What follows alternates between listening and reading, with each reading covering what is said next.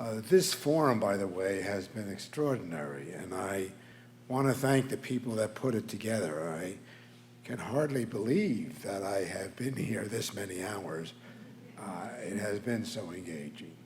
So I thank you for that. Spirituality, conventionally defined, stresses commitment.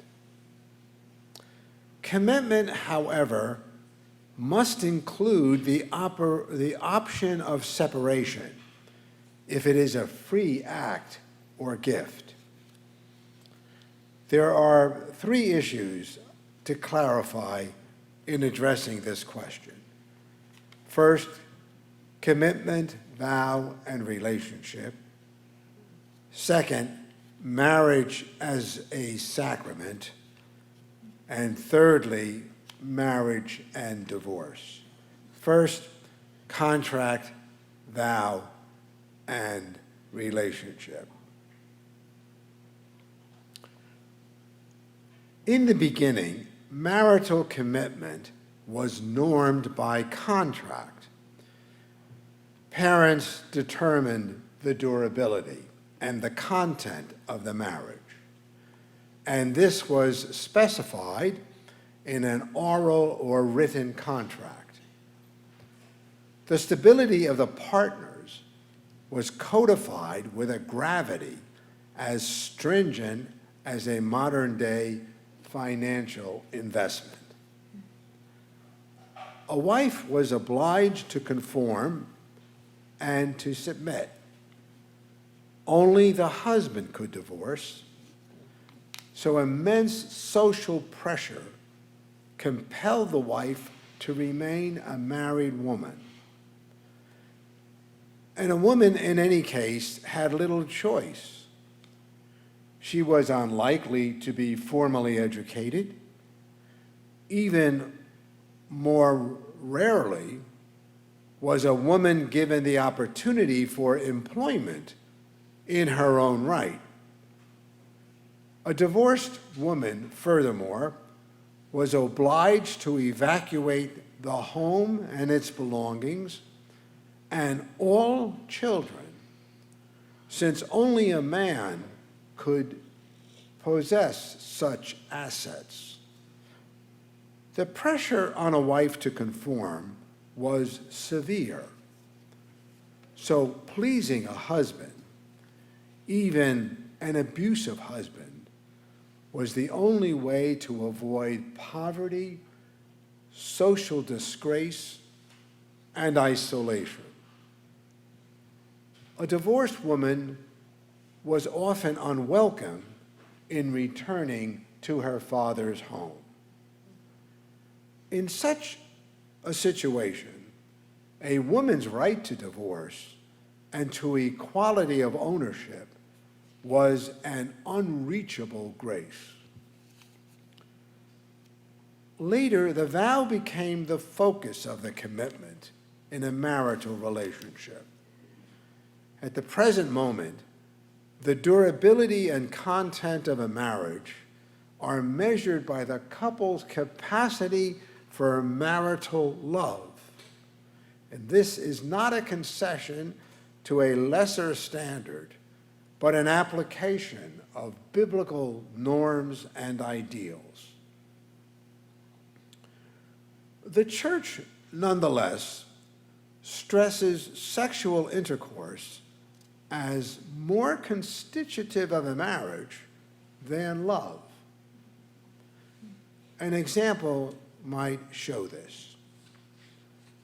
It is possible at the present time for Catholics to divorce civilly and to marry a second time and to be accepted formally by the Church, as long as there is no sexual intercourse in the second marriage.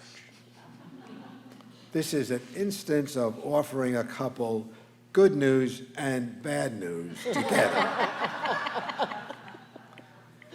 In allowing, though, such an option, the official Church reveals, almost in spite of itself, that it is more concerned with sexual intercourse than with the integrity of the vows or the primacy of the relationship, indeed even of love itself, because that first marriage that I just referred to in the example above is a total juridical artifact, an abstraction, indeed a fiction.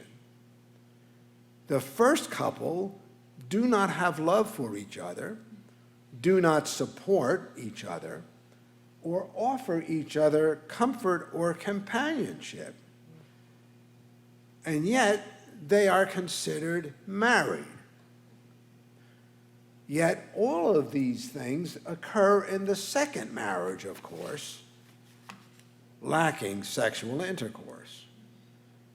In place, we have a fiction built on canonical imagination.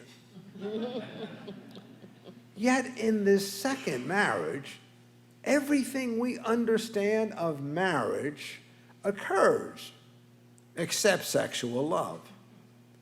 And this is absent not by a choice of the couple or a biological inevitability, but by a canonical impediment. The church accepts, in place of that marriage, an arrangement that once had a vow and sexual experience, but now has nothing, and yet the church considers them married. The second relationship has everything except a sexual relationship, which is removed by pressure of the church. So, the church holds a couple, in this instance, to a vow that cannot be fulfilled and insists in fidelity to a relationship in which love is not a reality. Had the church allowed collegial dialogue with lay Catholics and with the parties involved, this could never have occurred. Second point, marriage as a sacrament. Why did it take so long to define marriage as a sacrament? The delay, some 12 centuries, is all the more surprising when we consider the long biblical tradition in both testaments in its favor. Yet the Catholic Church does not refer to marriage as a sacrament until the 12th century. This prolonged reticence is traceable to three characteristics. First, marriage entails a considerable financial arrangement on all levels of life. Second, marriage existed long before Christianity. And thirdly, marriage involves a sexual relationship. The third point is especially telling in the centuries of Platonic influence with its negative evaluation of physical life and the body. Perhaps also the denial of sacramentality to marriage is built on the fact that no sacrament should be that much fun. Third, marriage and divorce. The Roman Empire focused on the couple rather than principles in determining marriage and divorce. A couple was married if they lived together for a year, and divorced if they chose to live apart for a year. That was it. No judicial judgments or interference.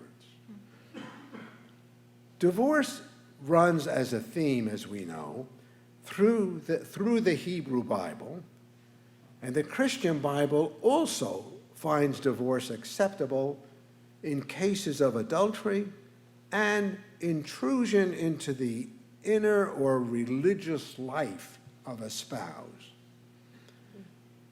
Western Christianity permitted divorce, as the Eastern Church still does. When the Eastern Church broke from Rome in the early second millennium, the Western Church then prohibited divorce stringently. The history and complexity of discerning when a couple is obliged to remain married or to separate, and whether divorce or annulment is in order, are issues that really are involved in church teaching without the consideration of the couple. It is worth considering whether marriage itself, namely the couple together, are the ones that create its sacramentality. If the couple is, as Catholic teaching came to say, the minister of the sacrament, then should not their voice and their collegial assessment of their relationship be honored?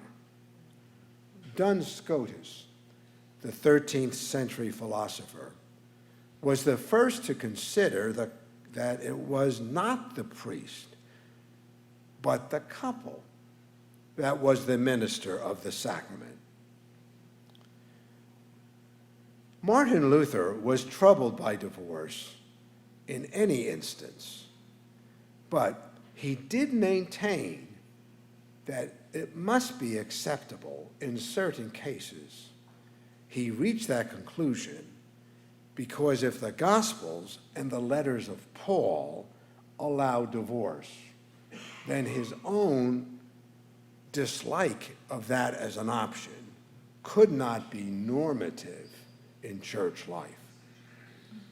Luther believed, however, that the Catholic Church made matters worse by granting annulments. Annulment, after all, he argued, did not preserve the church from making divorce acceptable, but it went directly against the words of Jesus that no one should ever sever what God had put together. Annulments are granted, furthermore, Luther said, not on moral grounds, but on legal technicalities. Today, vast numbers of Catholics, even those desiring divorce, do not find credible a declaration of annulment that there never was a marriage. Years of love and children are testimony that a marriage did exist, whatever the reason for its non-permanence. John Calvin affirmed Luther's conclusion that marriage is not a sacrament. God's blessing given in Genesis on marriage, he added, did not make it a sacrament in the Christian church.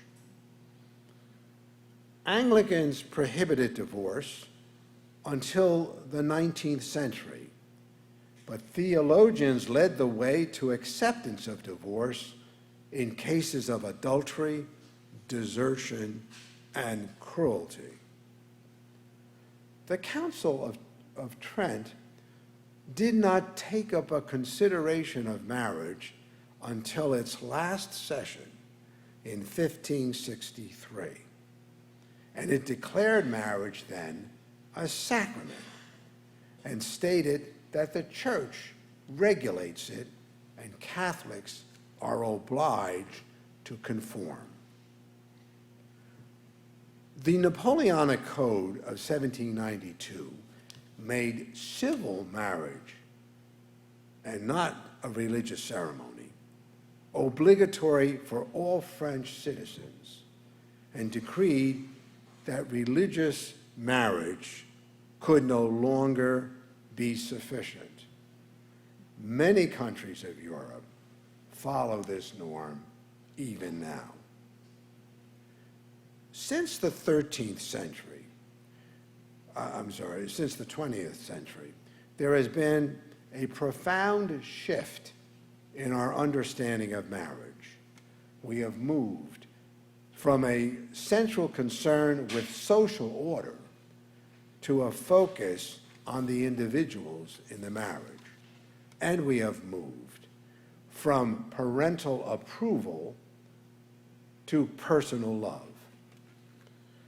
No longer is the family of origin the agent primarily charged with the education of children born into it, or is no longer is the pursuit of the occupation the children will follow dependent on the parents. The central concern of marriage, then, has moved from children to personal fulfillment and growth. Development in the personal relationship is more important than anything else. And in this dynamic, annulments from church courts are seen as intrusive, ill-informed, and unhelpful. There has been a substantial development over the last century and a half in the spirituality of marriage. The very indissolubility of marriage derives from the bonding of the spouses rather than from church teaching. And this union is rooted in their life together rather than in the vow or the contract. To conclude, the Second Vatican Council called for a collegial church, and Pope Francis has renewed this focus. Collegiality, however, has to mean more than collaboration in church decisions. In marriage, it is found in the collaborative witness of the married couple about their own marriage. The witness in the marriage has to be the one who concludes whether the marriage is endurable and what steps have to be taken to move from marriage to separation. The culture of human rights in this last century and a half has now stressed not only human rights, but democracy and due process. These are accepted today as normative, and the whole pastoral mission of the church must be built on those principles for it to be truly pastoral and accepted. So Vatican II moved us from a church of clerical concerns, which is what we still have in marriage in many ways, and even into church monarchies, into inclusivity instead of that, and the centrality that all the people of God recognize as the heart of the marriage.